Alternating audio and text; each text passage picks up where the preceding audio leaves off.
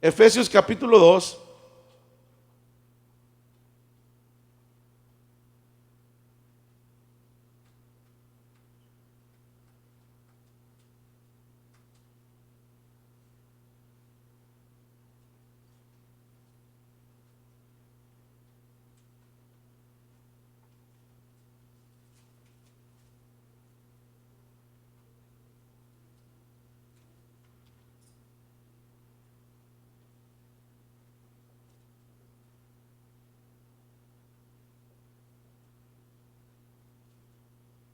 Amén. Efesios capítulo 2. Me gusta escuchar esas hojas moviéndose, hermano, ¿verdad? Me gusta escuchar esas hojitas moviendo. Quiere decir que la Biblia es real. ¿Estamos ahí? Dice en el verso 14 del capítulo 2 de Efesios: porque el Señor es nuestra paz. Perdón, en el verso 13. Perdón, 12. Es que está más bueno, hombre, desde el 12 para que lo entendamos bien. Dice: en aquel tiempo estabais sin Cristo. Hubo un tiempo donde usted y yo estábamos sin Cristo, alejados de la ciudadanía de Israel y ajenos a los pactos de la promesa. Dice que estábamos lejos de tener una ciudadanía israelita. Y también dice estábamos lejos de los pactos y de las promesas. Porque al inicio esos pactos y esas promesas solo eran para el pueblo de Israel. Con el pueblo de Israel Dios los había hecho. ¿Me entiende? Con el pueblo de Israel Dios había hecho esas promesas. Pero dice que como nosotros éramos gentiles, estábamos lejos de ser eso. Estamos lejos de conocer al Señor. Cada uno de nosotros vivía su vida a su antojo. Espero que eso ya haya cambiado, ¿verdad?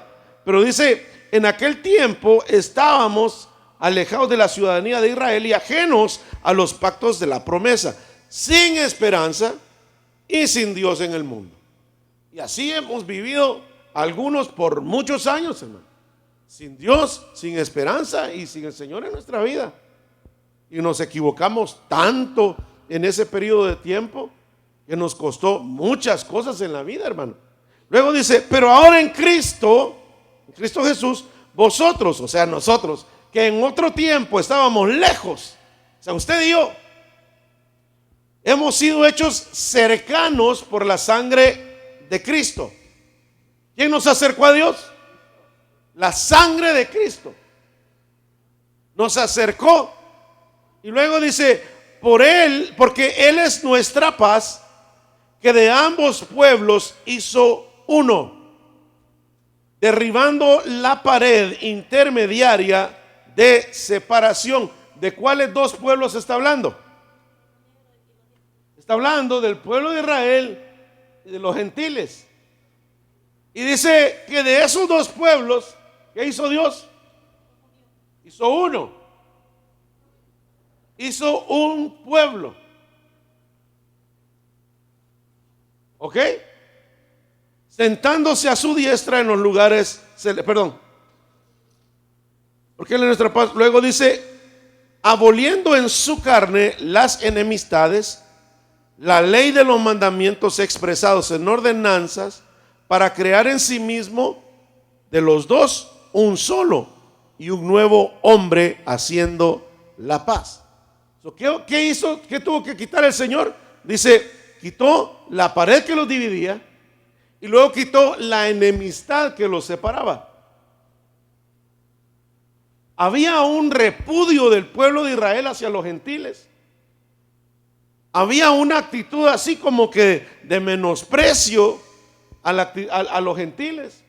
Porque dentro de cuando se decía gentiles, hermano, involucraba la idolatría, involucraba el vivir de una manera desenfrenada, de acuerdo al sistema de gobierno de aquel entonces, que no veía como malo ciertas acciones que la ciudadanía hacía en su diario vivir. Por ejemplo, las orgías y todo eso, para el sistema romano eso era algo normal de una fiesta, porque incluso todos ellos pues disfrutaban de esos asuntos. Pero cuando vino el Señor y nos estableció que eso estaba malo, los que quisieron recibir esa palabra de verdad salieron de ahí, de los gentiles. Pero era un grupo, salió de ahí porque creyó en lo que el Señor decía. Los judíos, no solo por ser judíos, son pueblo de Dios. Porque usted pensaría que el pueblo de Dios era todo el pueblo de Israel. Y dentro del pueblo de Israel habían fariseos, habían seduceos, habían un montón de gente que no recibió al Señor. ¿Verdad que no? No lo recibió. Por lo tanto, ellos no pasaron a ser parte del pueblo de Dios. Ahora, estamos hablando del cuerpo de Cristo que Él vino a redimir cuando vino en su misión a la tierra. Él vino con una misión, la misión de rescatar al ser humano. Pero el ser humano que no quiso ser rescatado siguió su manera de vivir, y sin importar la nacionalidad de donde ellos venían. ¿Está conmigo? Entonces, el israelita, no todos los israelitas quisieron entrar a ser parte del pueblo de Dios. ¿Quiénes fueron los primeros que creyeron? Los discípulos. ¿De dónde eran ellos? De Israel, eran judíos. ¿Verdad que sí? Pero los demás, había una multitud de gente que no creía en Jesús. Sin embargo, era Israel. El Señor los llamó a todos en general y les dio promesas y pactos a todos en general. Pero cierto grupo creía y cierto grupo no creía. La sociedad de aquel entonces, no solo porque era israelita, adoraban a Dios. No, constantemente Dios les llama la atención y les dice: hey, cuidado con la idolatría, por ejemplo. Porque había una tendencia de caer en idolatría bien fácil. Era la costumbre. Entonces el Señor constantemente les llamaba la atención y les decían: abusados con esto, pónganse las pilas aquí, no caigan en aquello. Entonces Dios les dijo: ustedes quieren ser parte de mi pueblo, pero dejen de hacer eso. Ahora, hay una bendición, sí, activa, sí, pero de esos dos pueblos, de los gentiles y de los judíos, los que salieron de ahí pasaron a formar parte de este nuevo pueblo. ¿Entiende? Y en este nuevo pueblo no importaba si tú venías de la tribu de Judá o si venías de la ciudad ahí más perversa de Roma o de Grecia. Si tú habías creído en el Señor, eras parte de este nuevo pueblo que Dios estaba formando. ¿Está conmigo? Entonces, no es que todos los israelitas ahora parte del pueblo de Dios y todos los gentiles ahora parte del pueblo de Dios y son uno solo. No, aquellos que hemos creído en el Señor hemos salido de los gentiles para formar parte de la iglesia. Esta nueva entidad, esta nueva identidad de este grupo es la novia de Cristo, es la iglesia del Señor. Entonces, ya no somos gentiles, somos ¿qué? Iglesia. Los judíos que salieron de Israel ya no son prácticamente judíos, sino que también son iglesia. Para activar o para participar del próximo evento a nivel mundial que está a punto de suceder, todo el que quiera tiene que formar parte de este pueblo llamado iglesia. ¿Me entiende? Porque antes era el que quería ser salvo, tenía que unirse a las tradiciones y a la ley de Israel. Pero cuando vino Cristo, dice que quitó todo eso, aboliendo en su carne las enemistades, la ley de los mandamientos expresados en ordenanzas, tuvo que de alguna manera moverlas. Y dice aquí, para crear en sí mismo,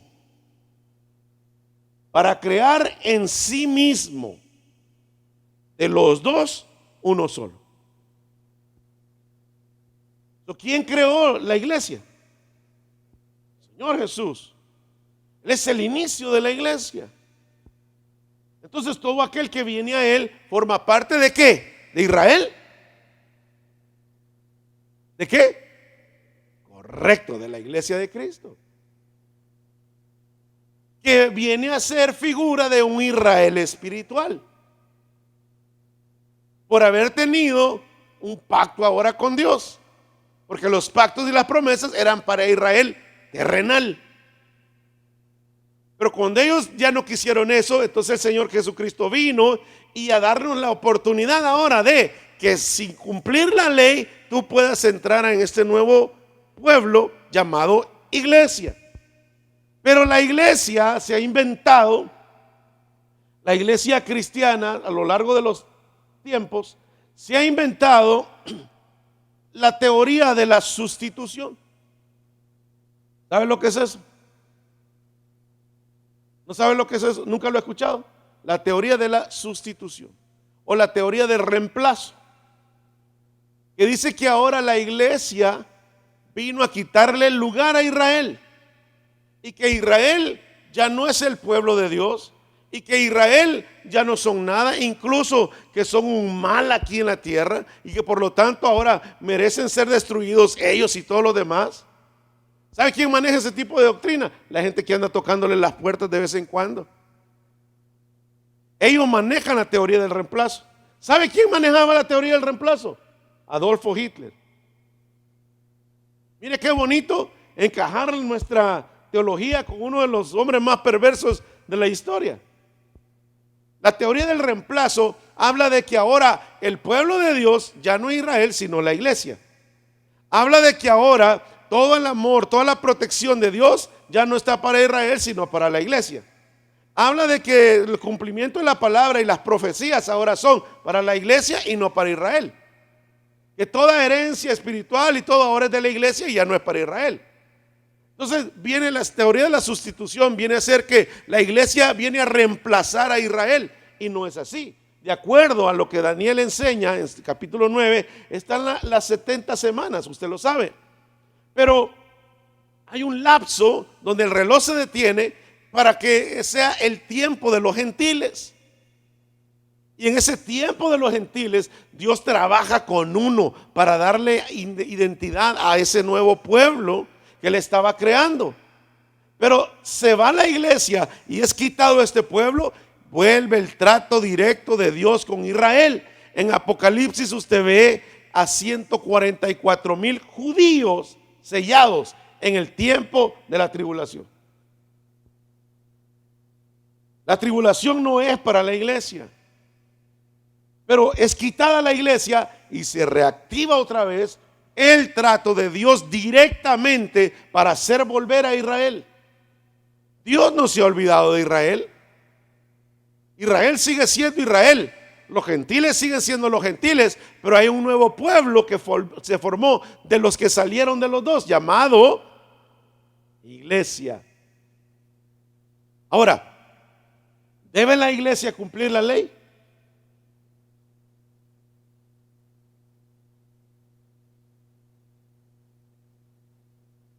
¿Debe la iglesia cumplir la ley? Ese mismo conflicto, ya ve, por eso le decía yo, está flojito, hay que sentarlo. Y aquí está en la Biblia la respuesta. Aquí está, ahorita lo vamos a leer. Pero por eso mismo, porque decimos nosotros, bueno, hay que hacerla, no hay que hacerla, hay que celebrar el sábado o no, hay que decirle al Señor el nombre Hashem, hay que hablar hebreo entonces,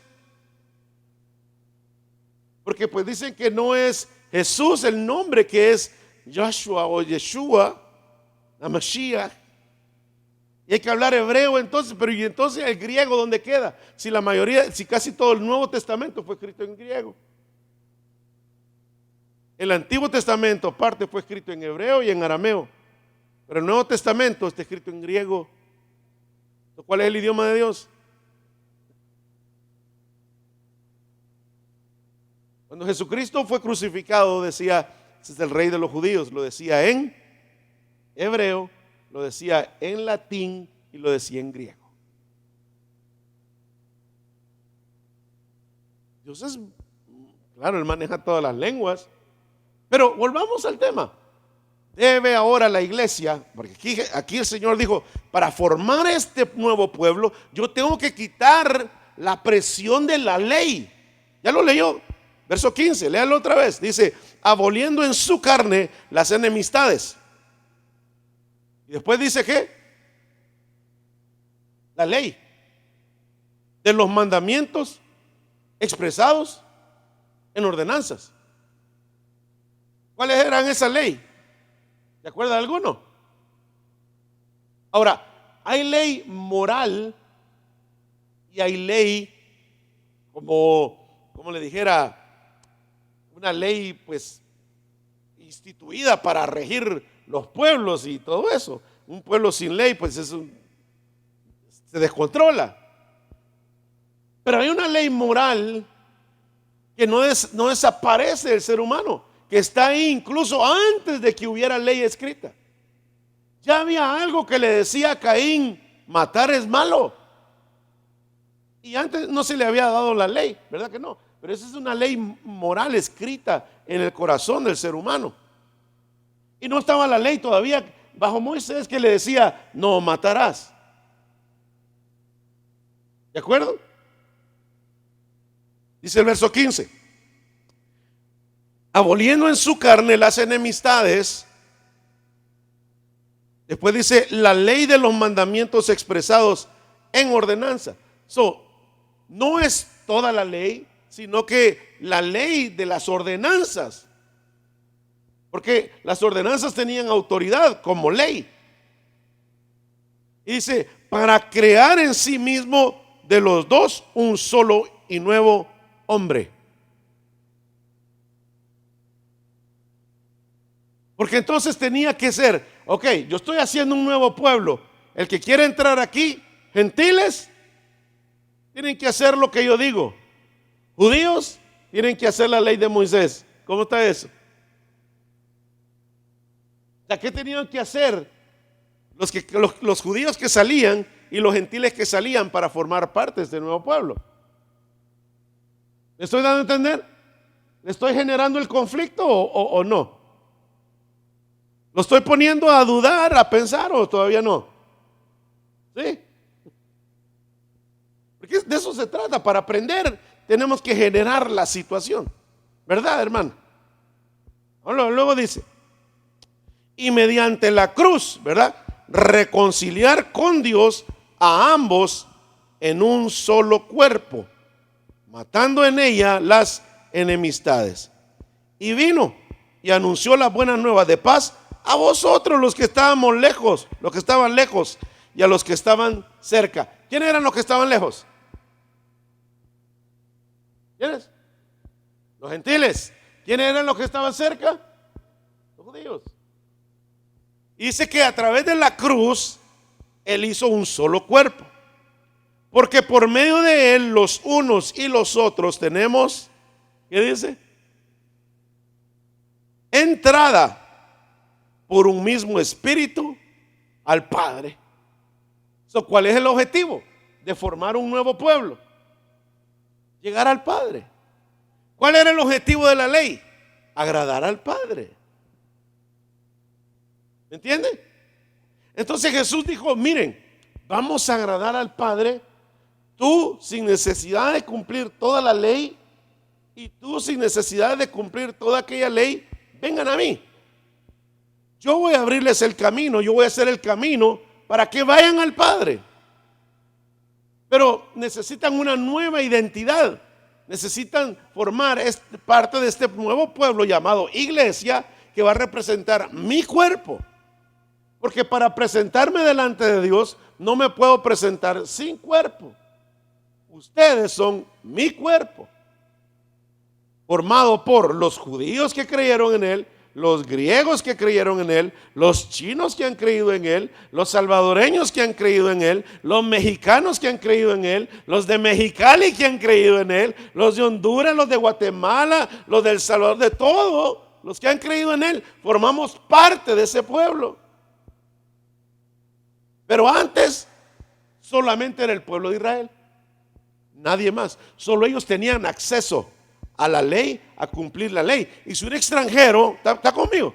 Si un extranjero quería formar parte de eso, tenía que hacer todos los ritos que tenían los judíos, entrarle a las señales de pacto que tenían los judíos, hacer todo lo que los judíos hacían para agradar a Dios, participar de la fiesta de la expiación que vimos la semana pasada, participar de la Pascua, ser circuncidados.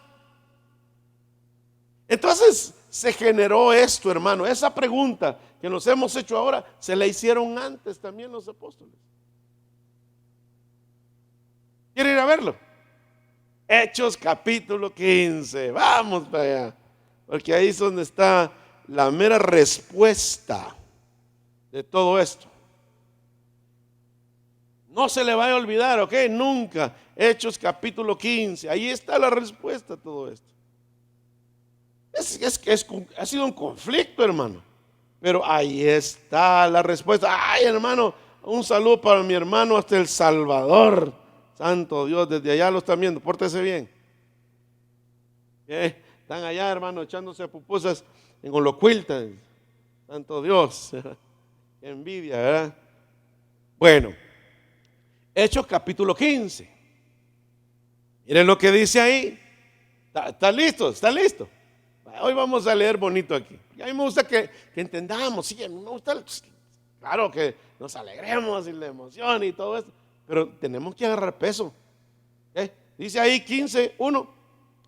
Entonces algunos que venían de Judea, o sea, ya discípulos, enseñaban a los hermanos y les decían: si no se circuncidan conforme al rito de Moisés, no podéis ser salvos. Y esa era la predicación que ellos andaban ya, mire.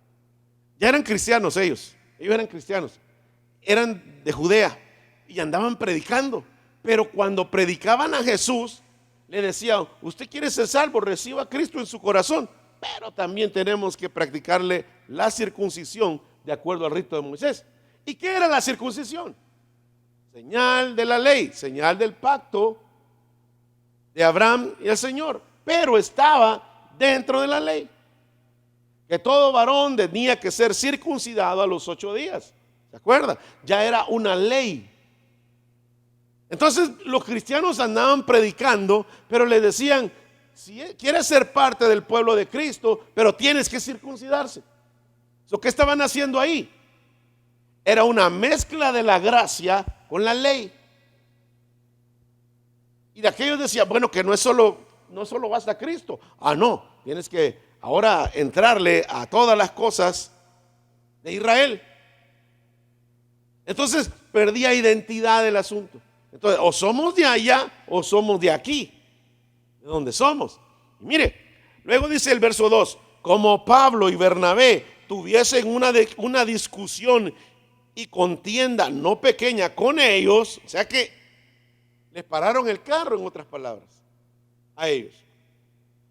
Se dispuso que subiesen Pablo y Bernabé a Jerusalén, y algunos otros de ellos a los apóstoles y a los ancianos para tratar esta cuestión. Entonces fueron y dijeron: tenemos que hablar esto, tenemos que asentar doctrina en esto. ¿Está conmigo? ¿Sí? Luego dice: ellos pues, habiendo sido encaminados por la iglesia, pasaron por Fenicia y Samaria, contando la conversión de los gentiles, y causaban gran gozo a todos los hermanos. Y llegados a Jerusalén, fueron recibidos por la iglesia. Miren, la iglesia estaba por diferentes lugares. Por la iglesia y los apóstoles y los ancianos, y refirieron todas las cosas que Dios había hecho con ellos. Pero algunos de la secta de los fariseos, que habían creído. ¿En qué habían creído?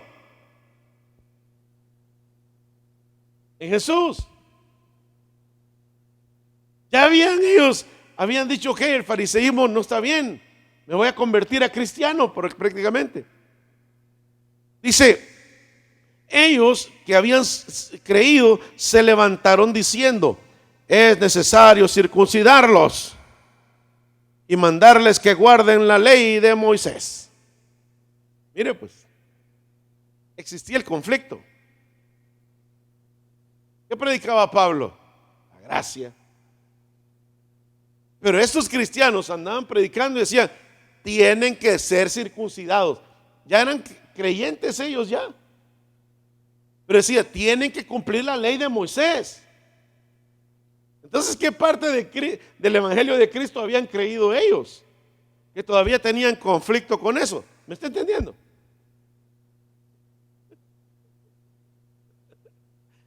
El problema de ellos, hermano, es que querían ser cristianos, pero guardando la ley.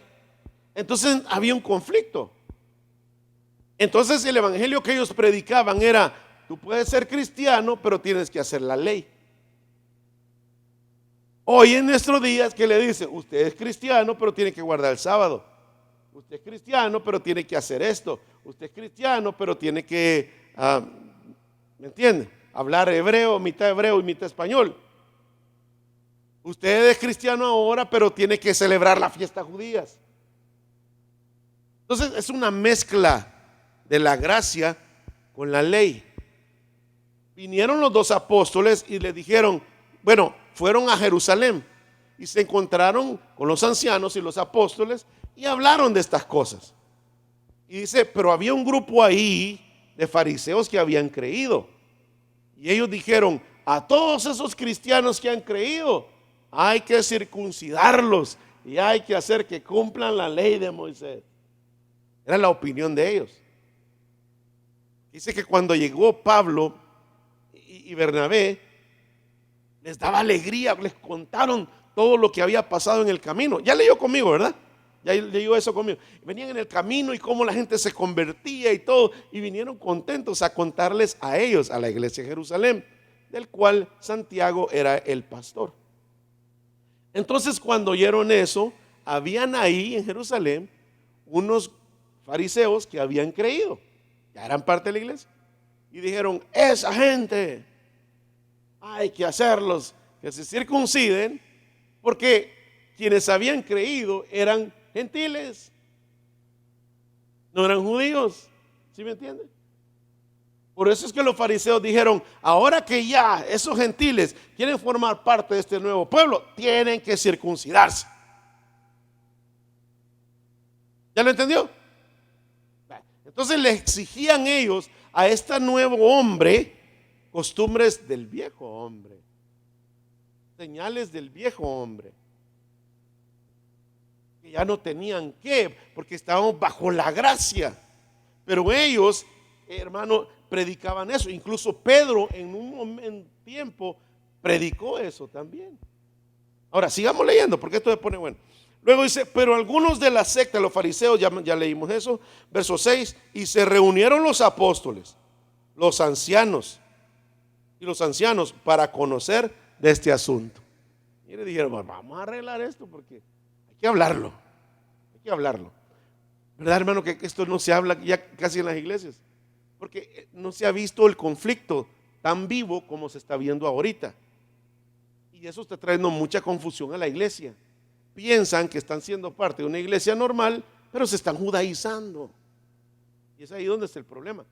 Entonces dice, y se reunieron, verso 7, y después de mucha discusión, Pedro se levantó y les dijo, varones hermanos, ustedes saben cómo ya hace algún tiempo que Dios escogió que los gentiles oyesen por mi boca la palabra del evangelio y creyeran. ¿Se imagina usted a Pedro diciendo eso? ¿Sí? Dijeron, varones, ¿se acuerdan que hace un tiempo Dios me ungió para predicar y se convirtieron muchos de ellos? Y Dios, verso 8, que conoce los corazones, les dio testimonio, dándoles el Espíritu Santo, lo mismo que a nosotros. Y ninguna diferencia hizo entre nosotros y ellos, purificando por la fe sus corazones. Lo que ahora compartían judíos y gentiles era el Espíritu Santo de Dios. Y cuando el Espíritu Santo vino, no les andaba preguntando, ¿y usted está circuncidado o no? ¿Y usted habla hebreo o qué habla? ¿Verdad que no? Él descendió. ¿Entiende? Y los bautizó. Y no anduvo preguntándole, perdón, que minimice quizás algunas cosas que algunos dicen, oh no hermano, pero tiene que ver mucho esto y lo otro. Sí es cierto hermano, pero aquí dice que el mismo Espíritu Santo vino para aquellos y para nosotros, dice el apóstol Pedro. Dios no hizo ninguna diferencia, no anduvo haciendo preguntas. Si estabas ahí, era porque querías ser lleno y Dios te llenó. ¿Entiendes? No estabas ahí a la fuerza. Ellos no estaban a la fuerza. Si estaban ahí, era porque querían ser llenos. Y el Espíritu Santo vino y los llenó a todos. Sí, entonces luego dice, y Dios que conoce los corazones, les dio, dice, de testimonio, dándoles el mismo Espíritu Santo que a nosotros. Y ninguna diferencia hizo entre nosotros y ellos, purificando por la fe sus corazones. Verso 10. Ahora pues, ¿por qué tentáis a Dios poniendo sobre la cerviz de los discípulos un yugo que ni vuestros padres ni nosotros hemos podido llevar? ¿Se da cuenta? ¿Por qué le quieren poner tanta carga al evangelio en algo que ni ustedes pueden cumplir, hombre? ¿Por qué vas a mandar a alguien a ponerle una carga que Dios no quiere y ni tú la puedes llevar? Según cuenta la tradición, hermano, bueno, el Talmud, que es la tradición escrita de los judíos, dice que Jesucristo les dijo a los fariseos, ustedes, dice que le dijo, le ponen cargas a los hombres que ustedes mismos quieren llegar, hablando y haciendo referencia al diezmo. Lo que en otras palabras le decía, ustedes le dicen a la gente que diezmen, pero ustedes no diezmen. Ustedes le dicen a la gente que oren, pero ustedes no oran. Ustedes le dicen a la gente que lean, pero ustedes no leen. Ustedes le dicen a la gente que vayan a la iglesia y ustedes no van. Ponen carga que ni ustedes quieren llevar o pueden llevar. Pedro le dijo entonces en el verso 10, ahora pues, ¿por qué tentáis a Dios? Verso 11, antes creemos que por la gracia del Señor Jesús seremos, ¿qué dice ahí? Salvos. De igual modo que ellos. Y todos se quedaron calladitos. Calladitos. Todos los que estaban ahí diciendo, que hay que circuncidarlo. Cuando Pedro habló, dice que miren, los dejó. Se agüitaron. Ya no quisieron ni seguir preguntando ni nada. Porque Pedro los puso quietos, hermano, y le dio un ejemplo claro. Y le dijo, a ti te ha llenado el Espíritu Santo, sí, pero te ha llenado por gracia. No porque has cumplido la ley, porque ni tú podías cumplir la ley. ¿Cómo quieres que ahora estos vengan y cumplan la ley? Si ni ustedes la pueden llevar. Entonces mire, verso 11. Antes creemos que por la gracia, ¿verdad?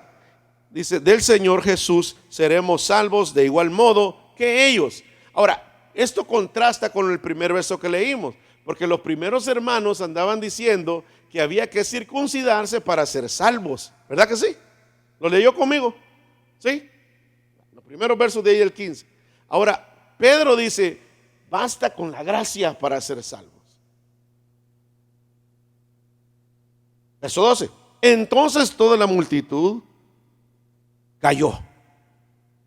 Y ahora oyeron a Bernabé y a Pablo que contaban cuán grandes señales y maravillas había hecho Dios por medio de ellos entre los gentiles. Y decía: ¿sabes qué? Llegué a una familia, estaban tristes, pero cuando yo llegué ahí, ellos recibieron al Señor y ahora su vida cambió.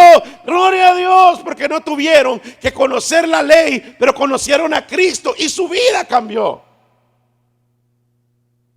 De igual manera, nosotros damos testimonio: hoy era un gran borracho aquí y allá, no tuve que ir a ninguna clínica, Cristo rompió esas cadenas, no tuve que ir a cumplir la ley. Grandes maravillas. Y ellos, dice que contaban todo lo que habían hecho, hermanos, sanidades, liberaciones, todo ellos andaban haciendo. Y estaban alegres de que los gentiles recibían el poder de Dios. Y luego dice el verso 13: y cuando ellos callaron, o sea, Pablo y Bernabé, Jacobo, o sea, Santiago, respondió diciéndoles. Estaban en la reunión, hermano. Esto es lo que yo quiero que usted vea la foto, pues. Estaban en una reunión. Y entonces se paró el pastor de la iglesia de Jerusalén, Jacobo, James, Santiago, no Jaime, y le dijo: hermanos míos, óigame por favor, óigame. Así le dijo Santiago. Pay attention. 14. Simón, o sea Pedro, ha contado cómo Dios visitó por primera vez a los gentiles. Primera vez. Por primera vez.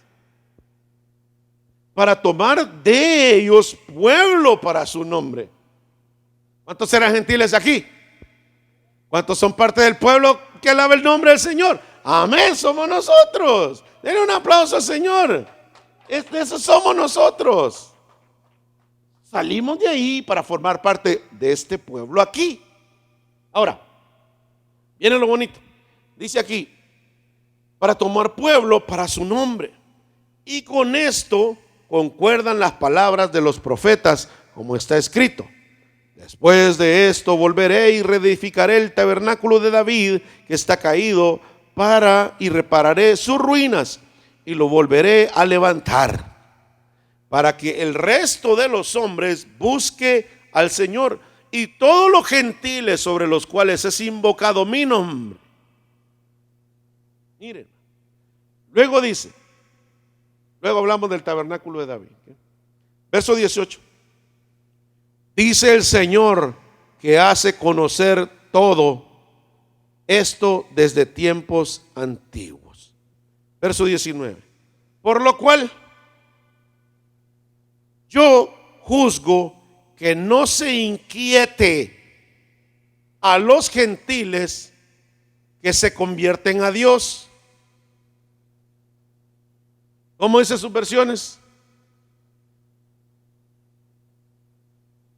¿Sí?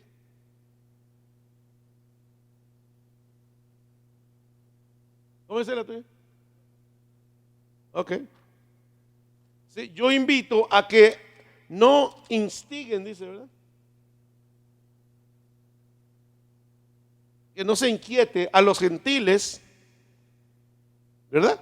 Que se convierten a Dios. La versión Pechita dice: por lo cual yo digo que no se acose a los que se han vuelto a Dios de entre los gentiles.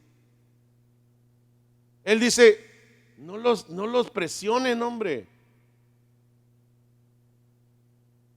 ¿Está leyendo? Sigamos, que aquí viene lo bueno. ¿Está aprendiendo o no? Si no, pues por gusto vino aquí. ¿Está acordando el Chavo del 8? No está bien. Sino que se les escriba que se aparten de las contaminaciones de los ídolos, de fornicación, de ahogado y de sangre.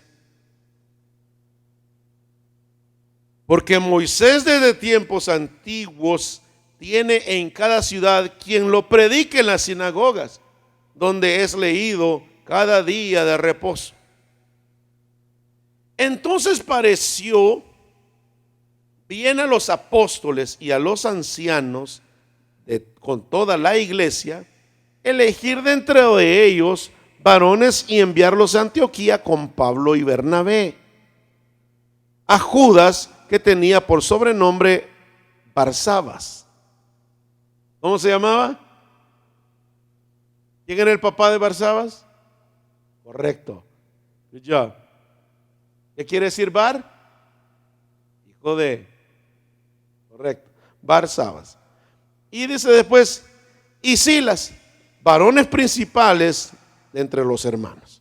Y escribir por conducto de ellos, los apóstoles y los ancianos y los hermanos de entre los gentiles que están en Antioquía, en Siria y en Sicilia, saludos. Perdón, Cilicia, saludos.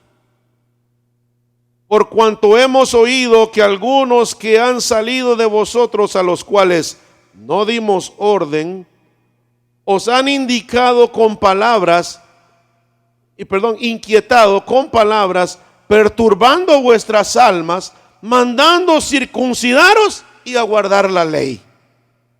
Os ha parecido bien, habiendo llegado a un acuerdo, elegir varones y enviarlos a vosotros con nuestros amados Bernabé y Pablo, hombres que han expuesto su vida por el nombre de nuestro Señor Jesucristo.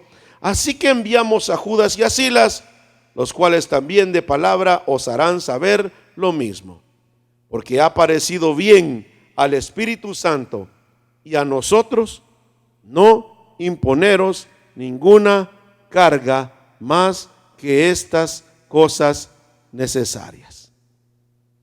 Número 1, que os abstengáis de lo sacrificado a los ídolos. Conclusión, véanme por favor. Conclusión. ¿A qué conclusión llegaron los apóstoles en la reunión?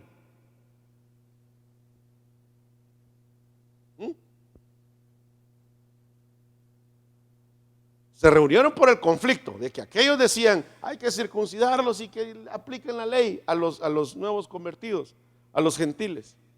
¿A qué conclusión llegaron en la reunión, hermanos? Que no era necesario imponerles a ellos, ¿a quiénes? A los gentiles, las cargas. Primero, por ser judíos, ellos ya se circuncidaban. Entonces, para ellos no iba a ser una carga circuncidarse. Pero sí era un descanso para sus almas saber que ya no tenían ellos, que ya no estaban obligados a cumplir la ley. Dice, fue un descanso. Porque nos imponían cargas que ni ellos podían llevar. Entonces, en conclusión, hermanos, nos mandamos a varios ahí con Pedro y con Pablo, y Bernabé, varones de la misma iglesia, para que ellos den testimonio de que la carta que les enviamos es verídica. Se lo estoy traduciendo en la palabra. Y le comenzaron a leer las cartas. Hermanos, hemos entendido que algunos de ustedes ahí andan predicando, afligiendo sus almas, que tienen que circuncidarse y guardar la ley, por lo cual por lo cual al Espíritu Santo y a nosotros, ¿yo vio? Nos ha, dice, parecido no imponernos ninguna otra carga más que esto.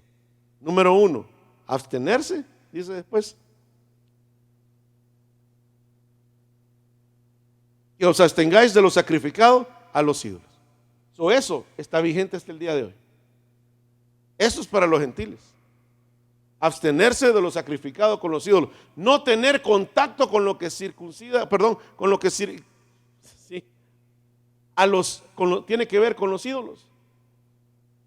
Usted ya no está para andar, estas son las mañanitas, llega a las 6 de la mañana ahí en la iglesia de la esquina. ¿Verdad que no?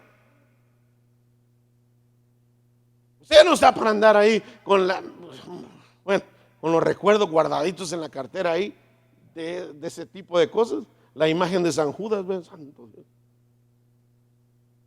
¿Verdad que no? Usted rompió toda relación con los ídolos. Oye, hermano, pero es que los ídolos de antes eran Behemoth, Belcebú y todo eso. Sí, eso eran los de antes. Ahora los modernos son otros. Sí, ahora, ya, correcto. Mira la Santísima Muerte, dijo el puertorriqueño. la muerte, ahora es un ídolo. Es un ídolo. Han salido nuevos ídolos. Hermano, dijo, mire, si por algo se debe caracterizar el pueblo del Señor, es que no debe tener ídolos, ni predicadores idolatrizados. Porque hay gente que piensa que los predicadores no se equivocan, y sí se equivocan. Sí, hermano, porque es cierto, han sido exitosos en muchas áreas de su vida, pero pueden equivocarse. Esa brecha está abierta. Nadie es perfecto. Pero dice que debemos de evitar eso que tiene que ver con la idolatría. Dice aquí, de lo sacrificado a los ídolos. Más adelante en otro pasaje dice, si quiere ni pregunte. Si le ofrecen algo de comer, ni pregunte por qué, usted cómaselo y ya. O sea que los que celebran Navidad y los que no celebran ya no van a comer tamales ahora. No, usted no pregunte, usted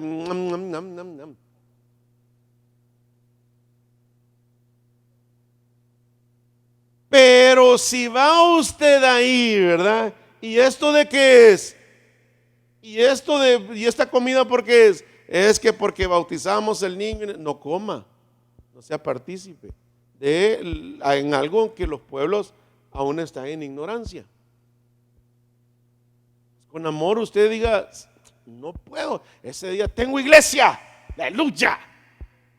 Ese día hay culto, ese día vamos a la iglesia, ese día, ¿verdad? Con autoridad, hermano. Segundo, luego dice pues que hay que evitarse de sangre. ¿Qué es eso?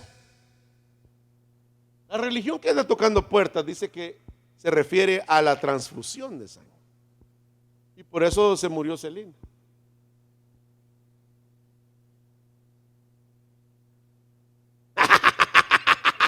Amén, Dios, la hermana.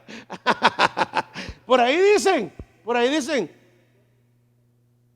que como practicaban esa religión, que no quisieron que le dieran transfusión y que eso pudo haberle salvado la vida. Yo no sé si será cierto, ¿verdad? Ya no van a poder dormir ustedes, ¿verdad? Van a ir a ver todo lo de Celina. Señor, reprenda. Óigame pues, hay culturas que tienen contacto directo con la sangre. Directo con la sangre. Hacen una abertura al animalito, ponen el vaso y dicen que es afrodisíaco y que es lo mejor y que aquí, que allá. Bueno, solo sé yo que las etnias que trabajan con mucho santería practican esas cosas. Hay lugares en Europa, en Asia, perdón, que los animales son tenidos como dioses.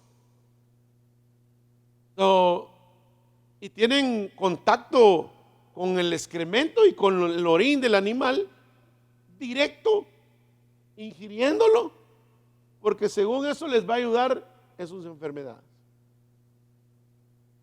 Señor, reprenda al diablo con esas cochinadas. Sin embargo, como son culturas que están acostumbrados a verlo, dice, eso no es malo. Y, correcto, al sistema. Entonces el Señor le dijo, yo quiero que mi pueblo, los gentiles, ya que están saliendo de ahí, no practiquen nada que tenga que ver con las festividades alrededor de los ídolos. Y ahí, hermano, ya es un cuento largo, porque todo, váyase a ver la historia de Constantino y usted se va a dar cuenta cómo la introducción de ídolos a la iglesia se dio, el reemplazo de unos por otros y un solo desorden que se armó ahí. Lo único bueno que Constantino hizo fue detener la persecución de la iglesia, pero de ahí, hermano, es un desorden que hay con la Saturnalia y un montón de festividades que reemplazaron y se introdujeron dentro del cristianismo. Luego el Señor le dice, yo quiero que ustedes se abstengan del contacto directo con la sangre. Hermano, quiere decir que mi steak ya no me lo puedo comer entonces, Miriam, porque está muy rojo.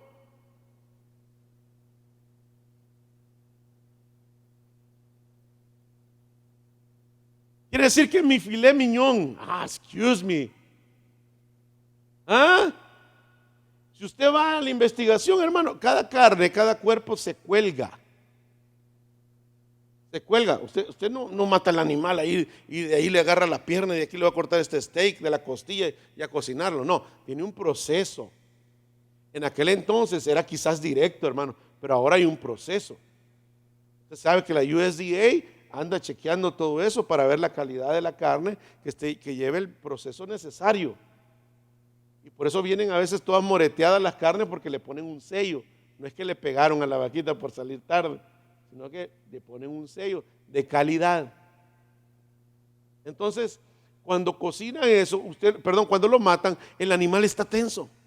Y el momento en que murió, toda esa sangre estaba ahí todavía en las venas. Pero por eso los cuelgan para que salga toda la sangre. ¿Dónde está la sangre? ¿Por dónde corre la sangre? Las venas y las arterias. ¿Verdad? Las venas y las arterias. Pero el compuesto celular se encuentra en la sangre y las células también. Y por lo tanto, las células viajan en los músculos, en los nervios, está por todos lados. Usted se corta por aquí y no tiene una vena, pero le sale sangre. ¿Verdad que sí? No es jugo. No le sale jugo, le sale sangre. Porque las células también contienen el mismo, todo el contenido que tiene la sangre. Entonces, cuando usted cuando usted mata un animal y lo cuelga, se relaja de su proceso de muerte. Entonces el músculo se vuelve como a extender, porque en el momento de la muerte se contrae. Por eso es que cuando alguien no sé si ha tenido contacto con alguna persona fallecida, no se puede mover. Entonces, ese proceso, el animal fue muerto también. Pasó por lo mismo. Pero el animal, después que lo destazan, se cuelga para eso, para que el músculo se relaje. Sin embargo, las células siguen todavía introducidas en los músculos. Y a la hora de hacer un corte, usted pasa por ahí. Pero ahí ya es una combinación de agua, ya es una combinación de todos los líquidos que un ser humano o que un animal contiene, porque está distribuido por todos lados. Usted se corta y le sale sangre, pero después le sale agüita, ¿no se da cuenta? Le sale agüita. Entonces es lo mismo. En esa carne, sí, hay cierta cantidad de sangre, pero también hay líquidos que a la hora de cocinarse ellos son expulsados de ahí. ¿Ok? Entonces no se preocupe, está en el proceso de cocción, está en el proceso de cocimiento. Ahora sí, no le recomiendo comerse el pollo crudo porque así lo va a enfermar. ¿Verdad? No lo va a hallar un día con las plumas aquí, ¿verdad? Que comió el pollo. Ahora, después dice, eviten también lo ahogado. ¿Verdad? Dice, hay que evitarlo ahogado. ¿Cómo mataba el pollo la abuelita?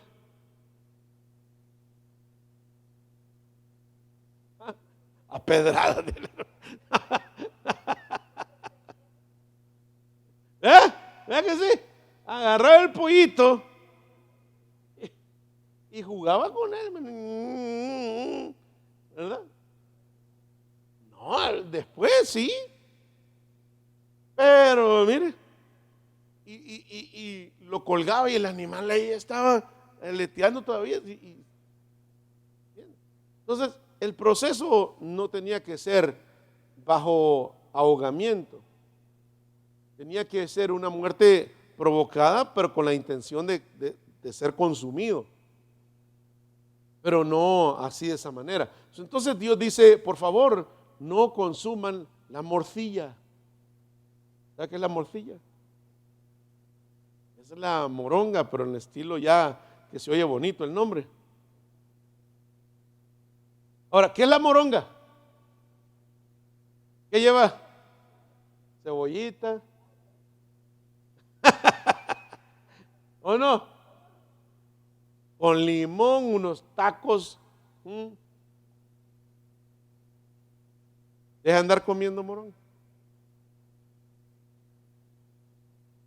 ¿Ok? Porque entonces estamos cayendo en un error. Fíjense, hermano. Fíjense las cargas. Los apóstoles dijeron, no se han cumplido la ley, hombre. Ellos no están acostumbrados a eso. Pero hay que hacer algo que los identifique, que ellos han salido de participar en todo eso, que los demás participan. Y la última, oiga, le dice, tienen que alejarse de la fornicación. Pero le voy a contar algo. La mayoría en algunos, bueno, no la mayoría, pero en algunos lugares donde se menciona la palabra fornicación, en realmente, hermano, lo que está diciendo es a cualquier inmoralidad sexual.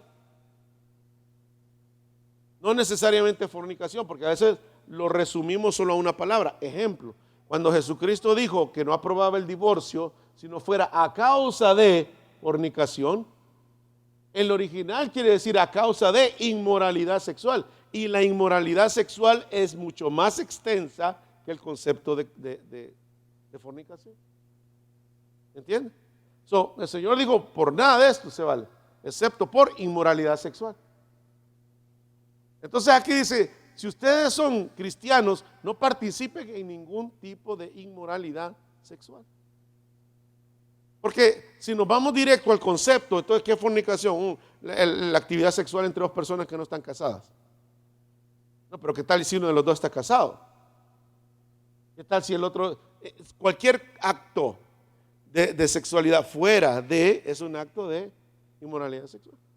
Entonces el Señor le dice, eviten esto, eviten verse como los demás, eviten actuar como los demás. ¿Por qué? Porque al limitarlos aquí traería orden allá. Te limito esto de que vivas desenfrenadamente para traer orden a tu familia, orden aquí, orden allá. Entonces, sigamos leyendo. Entonces dice, y Judas y Silas,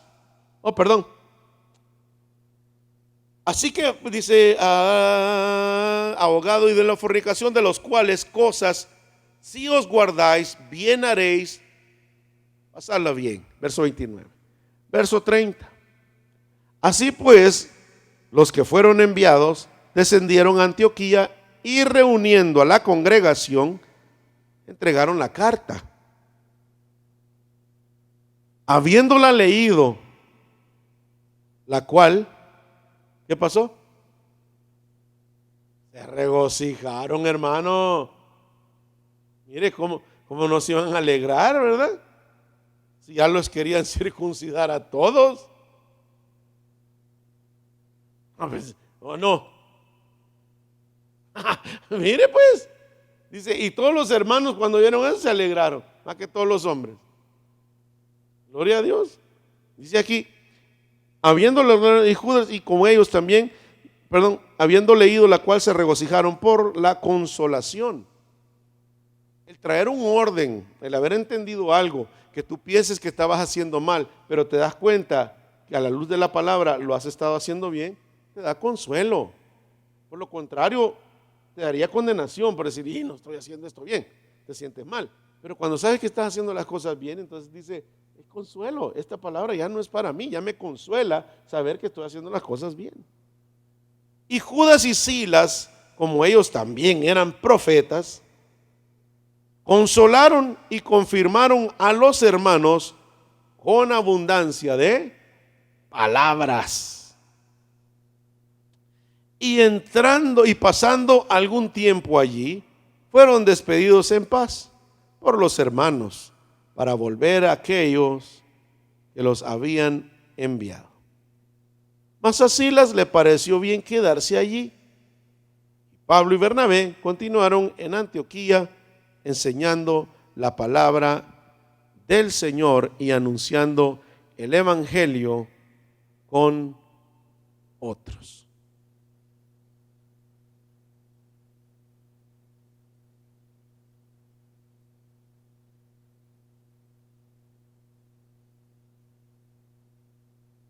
Te voy a enseñar algo aquí.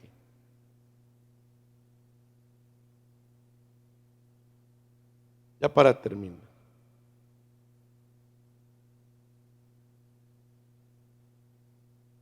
Capítulo 16, verso 1.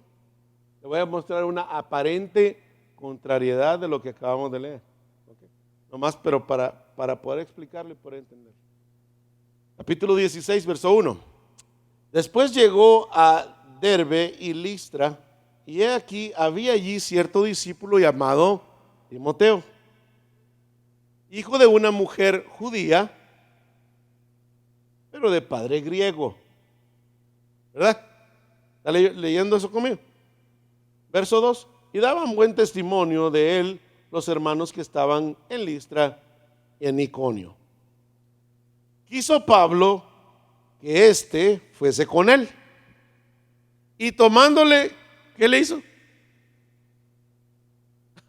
¿Cómo está eso entonces? Sí, para ser creyentes ya no tenían que circuncidarlo ni obedecer la ley. Entonces él dijo: yo quiero que Timoteo venga conmigo. Lo agarró y lo circuncidó. Circuncidar es remover el prepucio del órgano masculino. Cuando está pequeño tiene que ser hecho a los 8 días, de acuerdo a la tradición judía.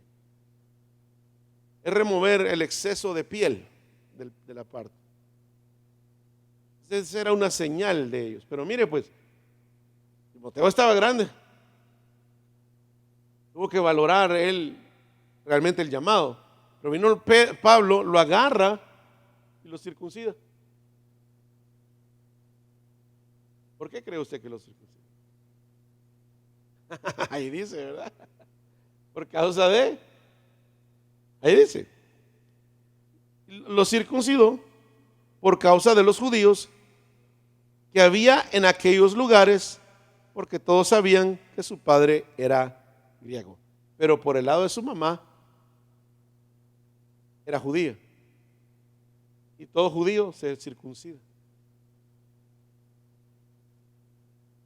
Todo judío se circuncida. Señal del pacto de Abraham. No por el pacto, no por la ley, sino por señal de pacto de Abraham. Moisés tenía 2 hijos cuando salió de Egipto y no los había circuncidado. Viene la mujer y le dice de Moisés: nomás me eres esposo de sangre, pero lo que tiene que ver con lo espiritual no has tenido valor de practicarlo con tus hijos. Y entonces dice ahí Moisés agarró y circuncidó a sus hijos. Era señal de pacto del pueblo de Israel, no solamente de la ley. Entonces, por causa de eso, Pablo lo agarra y lo circuncida. Pero no era porque era requisito para ser cristiano circuncidarse. Entonces ahora, tenemos ya incluido entonces los cristianos, los gentiles, los que ahora somos parte de la iglesia. No necesitamos, hermano, cumplir todo eso. Pero los judíos sí.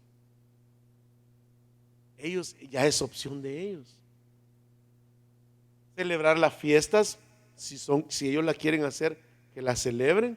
Pero nosotros no estamos obligados a hacerlo.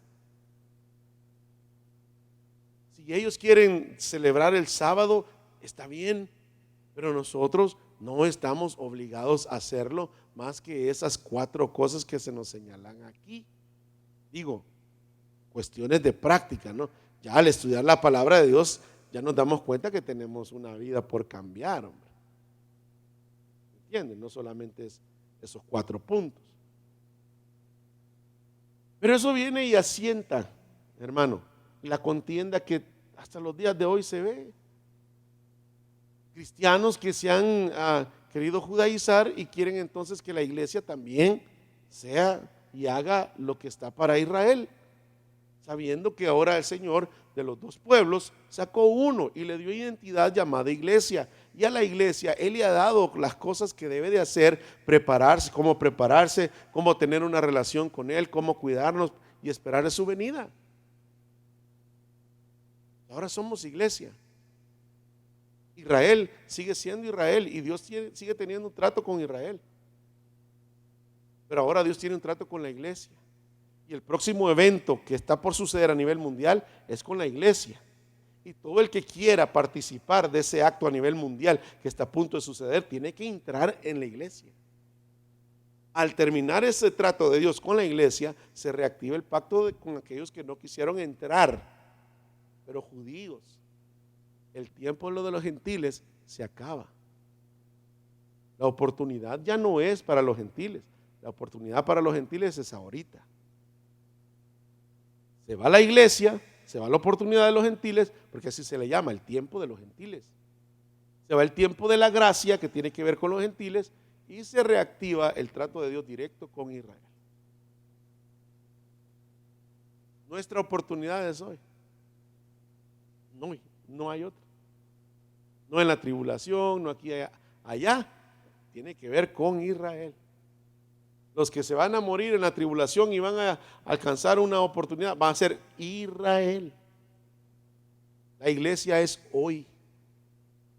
Hoy en nuestro tiempo. Hoy es el día. ¿Aceptamos eso? ¿Lo dejamos claro? ¿Sí? Si no, vuelvan a verlo. Vuelvan a ver la predicación hasta que le quede claro.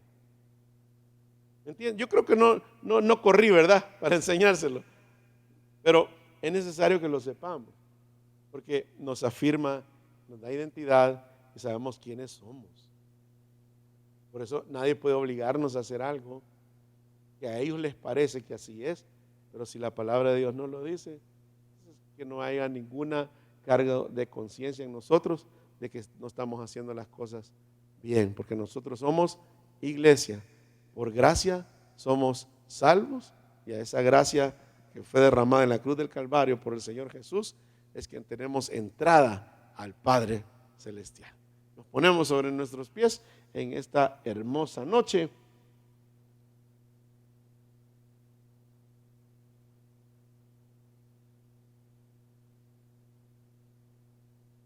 Gloria al Señor. Oramos. Padre, te damos gracias porque antes estábamos lejos de hablar contigo. Teníamos que hacer muchas cosas para tener acceso a ti. Pero gracias por haber mandado a tu Hijo Jesús.